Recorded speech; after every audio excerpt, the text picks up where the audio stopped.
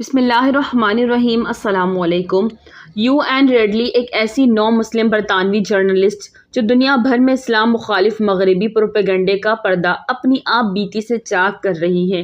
آپ افغانستان میں طالبان کی قیدی رہیں اور ان کی قید سے آزادی کے بعد اپنی مرضی سے مشرف با اسلام ہو گئی۔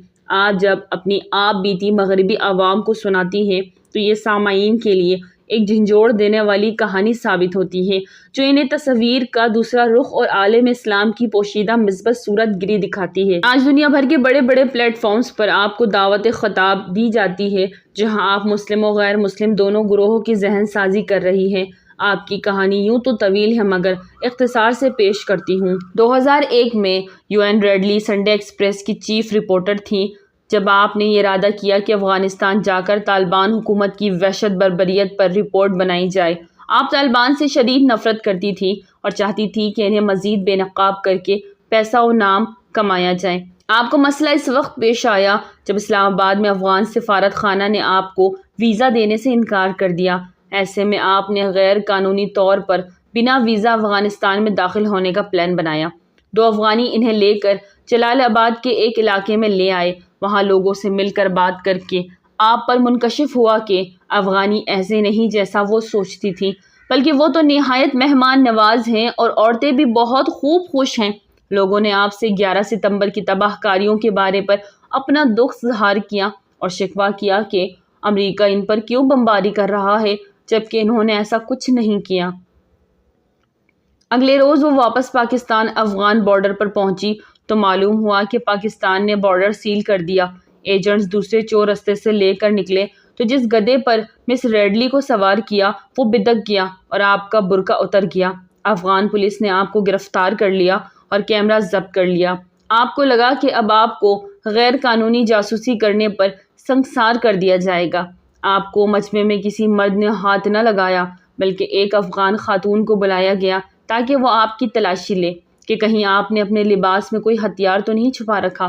تلاشی کے دوران آپ نے گھبرا کر مجمع کے سامنے تلاشی کے لیے اپنا کرتا اوپر اٹھا دیا۔ یہ دیکھتے ہی سارا مجمع شرم سے دوسری جانب بھاگ کھڑا ہوا۔